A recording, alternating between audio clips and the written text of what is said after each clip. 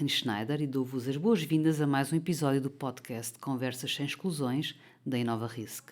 Antes de mais, convidamos a seguir-nos nas redes sociais e nas principais plataformas de podcasts.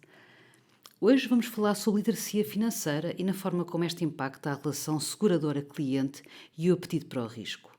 E o que nós, mercado segurador, podemos contribuir para a educação, para o conhecimento e para a digitalização da economia, ao mesmo tempo que nos tornamos um polo de atração para jovens talentos.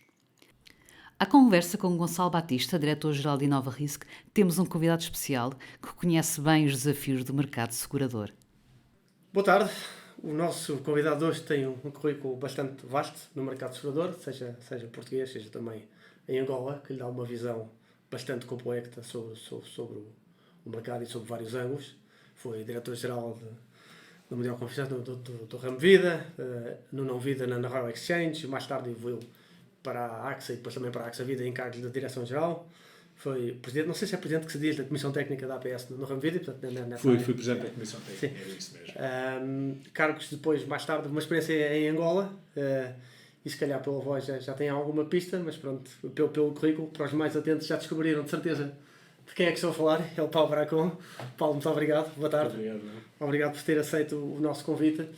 Eu gostava de aproveitar aqui esta oportunidade e a experiência que o Paulo tem nestas vertentes todas para falar um bocadinho sobre a literacia financeira, que achamos que é uma preocupação grande no nosso país. Há estudos recentes e recorrentemente que nos vão pondo na lanterna vermelha na Europa Ocidental em termos de literacia financeira. Isto é um tema que nos preocupa, não é? E a literacia financeira como uma vertente importante nos seguros. Há pouco conhecimento sobre seguros, há pouco apetite por comprar seguros. Como é que o Paulo vê este problema e que tipo de soluções é que se poderiam apontar? Primeiro que tudo, boa tarde. Muito obrigado pelo convite. É um prazer estar aqui convosco.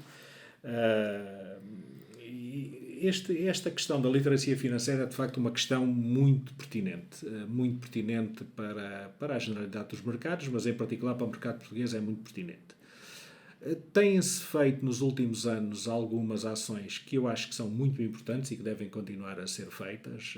Eu realço aqui o que a APS, a Associação Portuguesa de Seguradores, tem feito com as diferentes publicações ligadas naquela área de seguros e cidadania e, em particular, com a publicação de pequenos livros da autoria de duas conhecidas escritoras, Isabel Alçada e Ana Maria Magalhães. Também para crianças, não é? Para crianças, mas que depois acaba por ter umas fichas formativas e acaba por gerar alguma interação. Não com uma dinâmica tão grande por todo o país, mas por gerar alguma interação. Depois, por outro lado, mais recentemente temos visto a ESF a fazer algumas ações, agora ao nível dos chamados vídeos da Academia do Consumidor, mas que têm uma vertente mais informativa do que formativa. Eu digo isto porque eu acho que são meritórios, eu diria em particular o trabalho que a APS tem feito, são meritórios, mas são insuficientes. São insuficientes porque falta que, eu diria, o sistema de ensino incorpore nos seus programas também algo que permita que os jovens, desde logo, nos níveis mais baixos de ensino, adaptado às diferentes idades, tenham contacto com o setor segurador. E eu aqui talvez realçasse um programa que eu há uns anos participei, enquanto quadro da AXA, que é um programa que hoje continua a existir, mas que precisava se calhar de ser mais divulgado, que é o programa da Junior Achievement. A Junior Achievement é a publicidade, é uma associação não lucrativa que visa o empreendedorismo. E, por exemplo, tem programas nas escolas onde se fala de poupança, onde se fala de seguros. Eu próprio, entre 2011 e 2014, fui todos os anos, 2, 3 escolas por ano, dar pequenas sessões e fazer pequenas sessões. Mas isto é pouco. Mas hoje em dia temos a facilidade das redes sociais, não é? Exato. Mas isto é pouco e eu acho que ao nível dos conteúdos programáticos do próprio ensino. Há alguns países que fazem isso, não é? Há alguns países que fazem isso. Aqui Espanha faz isso já relativamente bem. E por outro lado, eu acho que nós as seguradoras precisam de atrair jovens. Precisam de atrair jovens. Isto às vezes nós ainda somos conhecidos um bocado como cinzentos. Eu acho que já não somos tanto. E já não somos tanto aqueles rapazes das letrinhas pequeninas. Isso é uma coisa já mais do passado. Mas eu acho que precisamos de atrair. Ainda hoje estava a ver, por acaso, uma seguradora, passa a publicidade ao OK Teleseguro, está a admitir estagiários. E esse é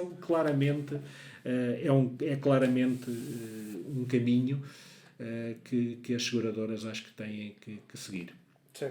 E o setor segurador em Portugal nunca foi, tocando exatamente nesse ponto, nunca foi particularmente brilhante em atrair talento em quantidades suficientes e depois retê-lo para nós conseguirmos ter aqui um modelo virtuoso em que as melhores pessoas estão a explicar às pessoas, aos consumidores, quais é que são os cuidados necessários para terem em questões de gestão de risco. Sei lá, nós vemos muitas coisas no dia-a-dia, como aquele cliente tipicamente diz: eu tenho 100 mil euros de património, mas só quer segurar 20 mil para não pagar muito. Não é? O discurso do preço, que é um bocadinho exagerando, não quer saber o que é que estou a comprar, diz que seja barato, está tudo bem. Não é? Ou não vou comprar o seguro para os fenómenos sísmicos porque isso é muito caro e portanto vou comprar para as outras coisas. Não sei, como é que se desmonta tudo isto? É claro que a educação tem que ser sempre o problema, não é? E atacar em muitas vertentes. Eu diria que isto tem que se desmontar trazendo para a discussão temas que hoje muitas vezes nos passam ao lado. Por exemplo, a complexidade em que os riscos hoje funcionam na nossa sociedade é uma complexidade grande. Sim. Eu costumo ler muito sobre estas temáticas e todos os anos, em janeiro de cada ano, o Fórum Económico Mundial produz um documento que é o Global Risks Report. Sim. E o Global Risks Report dá uma informação sobre a evolução dos riscos em termos de probabilidade e de impacto que nos dá uma visão do que é hoje a complexidade dos riscos nas nossas sociedades. Sim. E nós temos que trazer esses temas para a discussão, para sensibilizar as pessoas e para dizer, atenção, isto não acontece só aos outros. Porque a nossa tendência é, olhamos para os pequenos riscos, hoje os que acontecem no dia-a-dia, não é? Os que acontecem no dia-a-dia, o seguro automóvel, seja danos materiais, seja danos corporais, isso acontece no dia, mas isso já está interiorizado. Sim. Mas isso cobre uma pequena parte e cada vez mais nós estamos a ver que a complexidade dos riscos, vejam, tivemos uma pandemia. A pandemia estava no impacto, estava identificada, mas nem a improbabilidade tinha uma probabilidade baixa de ocorrer. E de um momento para o outro aconteceu o que aconteceu. Da mesma forma que, por exemplo, o Global Risk Report, que saiu em janeiro deste ano, não falava da guerra da Ucrânia. Não é que tivesse que falar da guerra da Ucrânia, mas se calhar já poderia ter alguma antecipação, alguma percepção. Estamos sempre a olhar para o mundo com as lentes de hoje e nunca no cenário dos campos hipotéticos. Não é? Exato. E nós temos que olhar, quer por um lado, na complexidade que os riscos hoje têm, sei lá, por exemplo, o Global Risk Report fala em riscos a 2 anos, a 5 anos, a 10 anos, mas depois nós não olhamos para isto, porque isto acontece aos outros, o problema, mas agora as coisas estão a começar a aproximar-se. Vimos aquele fenómeno de La Palma, aqui bem perto. Sim. Temos aqui já umas ameaças nos Açores. Temos aqui a seca aqui já em Portugal. A zona sul do país já está em seca. Portanto, nós não olhamos para estas problemáticas. De facto, essas preocupações nunca parecem estar na cabeça do consumidor no momento da compra. Não é? Porque são os riscos que nunca acontecem. E às tantas, parece-nos que há um processo quase irracional, que é: eu compro uma apólice de seguro para os riscos que acontecem frequentemente. mas que não afetam suficientemente a minha carteira, não é? E portanto, se acontecer, está tudo bem. Se eu tiver um acidente automóvel, tenho um prejuízo de 500 mil euros, mas não vai afetar significativamente a minha vida, pelo menos com uma franja de consumidores. Se houver um sismo, eu vou ficar sem casa e não vou ter dinheiro para reconstruir a minha casa. Ou o vulcão de Las Palmas, na mesma linha de raciocínio, não é? Podemos ir a esses exemplos todos. E porquê é que os clientes estão sempre a comprar seguros para os sinistros que não lhes vão afetar dramaticamente a vida, e os outros, por serem muito improváveis, dizem, isto se calhar não vai acontecer, então não compro. Porque eu acho que nós, setor segurador, precisamos de saber dar um passo que ainda não soubemos, que tem a ver com a tangibilização dos nossos bens e do nosso bem, do bem que vendemos. O seguro automóvel hoje é altamente tangível. E se calhar até nem vou falar no dano material. Sim. É muito tangível ao nível das coberturas de assistência, da cobertura da quebra isolada de vidros, portanto tem alguma tangibilidade. Esses eventos que parece que só acontecem aos outros e do outro lado do mundo, isso não acontece. E, portanto, nós não o conseguimos tangibilizar, e nós temos que olhar para isto de uma perspectiva diferente, porque perceber que isto nos vai ou pode também acontecer a nós. Sim. E, portanto, nessa medida, penso que a consciencialização ao nível do sistema escolar pode ter um papel importante. Até porque isso tem uma outra vantagem. Até para o próprio Estado, que hoje está tão preocupado com os níveis de despesa pública, é que quanto mais o nível de segurabilidade for aumentando, menor vai sendo depois o peso sobre o Estado. Como último protetor, né? Quando há grandes incêndios, quando há grandes catástrofes e secas, vão lá todos parar, né? Vão lá todos parar e vai tudo estender a mão ao Estado. Vai tudo estender a mão ao Estado. E, portanto, isto volta sempre ao mesmo, a consciencialização, a informação, a divulgação ao nível programático das escolas, dos benefícios do seguro para a sociedade, tem que ser feito. Sim. O Paulo falou aqui da vertente do ensino, que se calhar será a principal, mas temos também depois a parte da distribuição, não é? E estou a pensar até que ponto é que poderíamos estar aqui a cair em algum engodo da excessiva formatação de produtos e depois deixar pouco espaço à experiência. Sei lá, até aproveitando a experiência do Paulo em seguros de vida, sabendo nós que as após-vida têm graus de invalidez muito dispares, não é? E que o banco diz, olha, está aqui esta apólice que eu tenho aqui empaquetado e que serve para o seu caso, mas se calhar para o caso daquele consumidor especificamente, aquele grau de invalidez não lhe serve, porque não é isso que lhe cobra o risco da profissão, não é? E, portanto, até que ponto é que nos vários canais de distribuição todos podemos intervir no sentido de fazer um bocadinho mais o trabalho do alfaiate neste mundo com pressão de custo e de vender um seguro barato e está tudo formatado? Pois, vamos ver, nós estamos a viver também um momento que tudo o que é seguros de massa, tudo o que é seguros de massa vai ter e tender gradualmente para ter uma aceitação automática. Porquê? Porque a mutualização dos riscos é feita de uma forma natural, dada a dimensão que as carteiras têm. Portanto, eu diria que aí a mutualização do risco vai estar e os riscos de antecipação vão ser baixos e, portanto,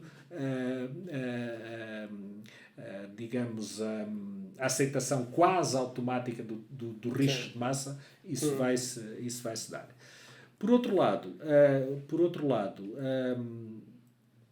não creio que ao nível de outro tipo de seguros isso se possa passar. Eu acho que já me perdi aqui. Eu estou a pensar também no caso de... Há muitos produtos de muitas seguradoras que são muito parecidos, mas não são iguais, não é? Certo. E como é que conseguimos que chegue ao consumidor final a oferta mais apropriada? Lá está. A informação e a formação e a informação têm que gradualmente permitir esse tipo de seleção. O exemplo típico que deu dos seguros de vida, da definição da invalidez, entre a invalidez absoluta e definitiva e uma invalidez total e permanente, o consumidor tem que saber e nós temos que fazer chegar, nós, players do mercado, seguradores, agências de subscrição, mediadores, agentes, corretores, temos todos fazer chegar essa informação, que saber que uma invalidez absoluta e definitiva, a probabilidade dela poder ocorrer é limitada. Sim. E ela é praticamente oferecida pelas Mas seguradoras. o próprio sistema muitas vezes está viciado pela distribuição, não é? Porque nesse caso muitas vezes os bancos fecham o circuito e dizem, olha, o senhor não compra o seguro, compra este, porque senão tem o spread agravado. Exato. Mas aí lá está, isso é consciencialização e informação. E até porque o setor segurador tem uma vantagem, tem um argumento que eu acho que nunca soube jogar, que é, nós somos, e é por isso que eu trabalho em seguros há 33 anos e tenho muito orgulho tenho mesmo, e digo com honestidade, tenho muito orgulho em trabalhar neste setor. Porquê? Porque este é o setor, é dos setores que mais devolve à sociedade aquilo que recebe. Sim.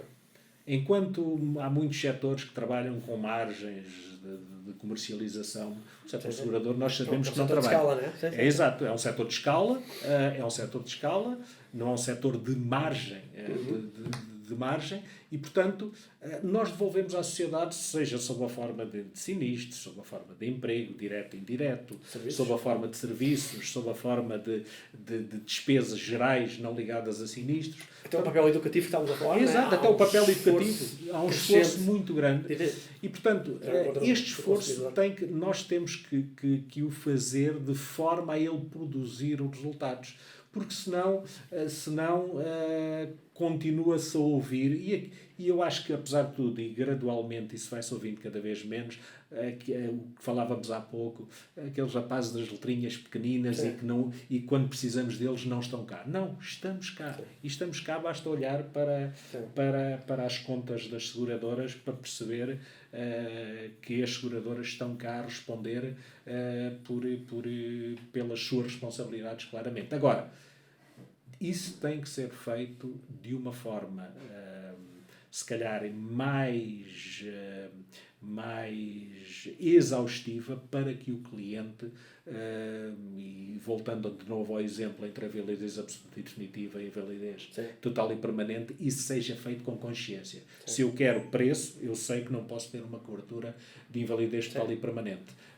Vou comprar a invalidez absoluta e definitiva. Agora, mas já agora deixa-me perguntar, tendo o consumidor uma visão tão cinzenta do mar, é que apesar de tudo nós na nossa visão enviesada achamos tão colorida, não é? Uma mar muito rica, com muitas vertentes, com muitos pormenores, como é que nós conseguimos, é um problema de meios, as pessoas estão cansadas do papel e de documentos de 10 páginas e transformar esses papéis em vídeos, em brochuras, mas como é que nós conseguimos puxar as pessoas para uma atividade que é vista como aborrecida pela generalidade dos consumidores? Era o que eu dizia há pouco. Nós temos que saber, e nem sempre o temos sabido fazer, nós temos que saber tangibilizar o produto que vendemos. Certo. Lá está. Conseguimos já para os produtos onde isso é mais imediato, não é? Onde isso é mais imediato. Eu acho que aí já se fez um trabalho e fez, eu volto de novo ao exemplo do seguro automóvel. A tangibilização, se calhar, nem foi pelo sinistro e pela reparação do automóvel. Certo. Foi, se calhar, quem é que não utilizou já uma vez ou duas ou três uma cobertura de assistência? Sim. Portanto,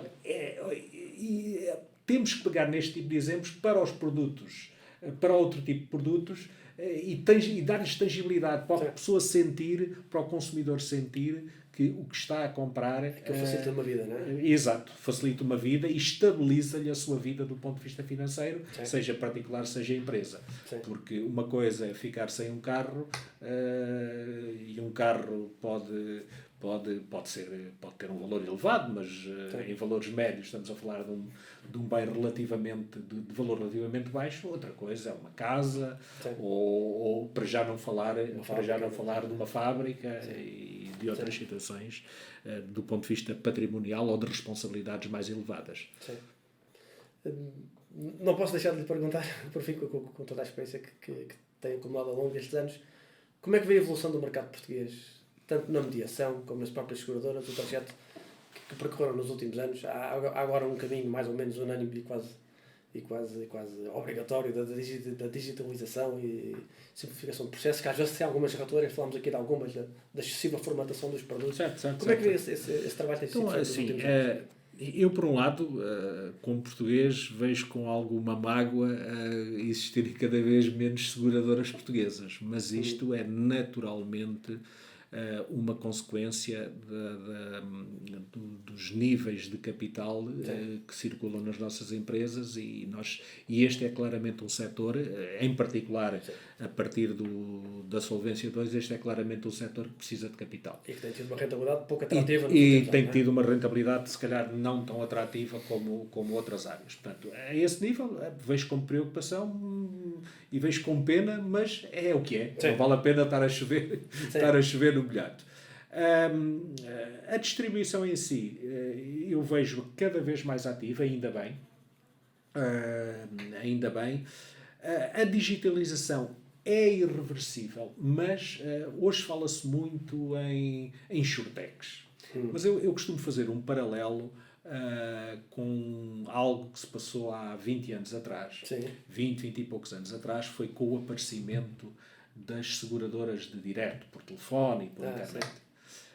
As seguradoras de direto, e eu estou à vontade porque acabei por estar ao longo da minha vida envolvido em duas delas, no arranque de uma que foi concebida, digamos, dentro da Mundial Confiança, que foi a OK Teleseguro, e depois fui administrador durante 5 anos de uma outra, que era a Seguro Direto, na altura em que pertencia à AXA.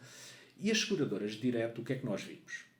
São todas relativamente pequenas, nunca cresceram muito, mas todas elas têm rentabilidade e ganham dinheiro, mas nunca atingiram cotas de mercado grandes. Agora, o que é que elas fizeram? Qual foi o grande mérito dessas seguradoras? É que essas seguradoras permitiram que as seguradoras tradicionais alterassem os seus processos e reduzissem os seus custos. Sim. E é assim que eu vejo a digitalização, ou seja... E que as insurtechs podem ter esse papel também, obrigar os outros a ir atrás. Exato. Porque eu não vejo, aliás, os exemplos a nível mundial que há das insurtechs, podemos falar desses nomes que nem estão no mercado português, as Lemonades, as Roots... Com valorizações brutais, mas ainda com uma carteiras relativamente pequenas e ainda com rentabilidades baixíssimas. Sim. Ora, onde é que eu vejo o benefício? O benefício das insurtechs eu vejo no imediato e diria mesmo no médio prazo, para permitirem também aqui, numa escala diferente e numa ótica diferente, por força da presença cada vez maior da economia digital, eu vejo-os a melhorar os processos das seguradoras tradicionais, a reduzir custos, a melhorar o serviço. E, portanto, é aí que eu as vejo. E é aí que vão produzir grandes resultados. Porquê? Porque nós temos que ter, durante uns anos, a generalidade das empresas, e particularmente as empresas de serviço, perderam um bocado a lógica com as crises a partir de 2008, perderam um bocado a lógica do serviço. E agora a digitalização está a trazer de novo uma lógica de serviço, no centro, a pôr de novo o cliente no centro. E, portanto, as insurtechs têm que fazer um papel, e claramente vão fazê-lo, e já estão a fazê-lo, de melhoria de processos, de automatização, de redução de custos. E podem ainda ser exponenciados se esse espaço for ocupado pelos colossos, não é? Pelas Amazon, pelos Google, etc., claramente, que entram no mercado e com armas financeiras. Claramente, esse tipo de operadores é que conhecem verdadeiramente os clientes. Sim. Eu vou tomar a liberdade de contar uma coisa, sem citar nomes, mas numa empresa por onde passei, uma grande multinacional. Um dia estava num corporate meeting, alguns foi em Barcelona, e estava lá, tinha um convidado que era um vice-presidente da Google, e ele virou-se para os executivos que lá estavam lá cerca de 300 executivos de topo dessa empresa por onde eu passei, e dizia: mas os senhores vendem seguros?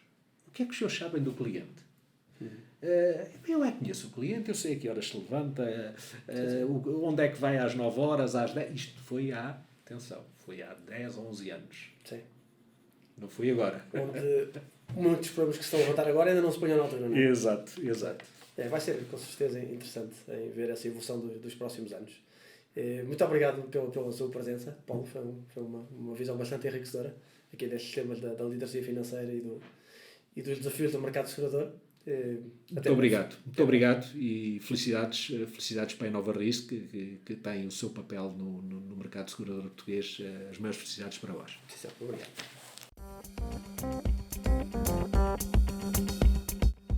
Está a ouvir Conversas Sem Exclusões, um podcast Inova Risk. Os seguros como nunca os ouviu.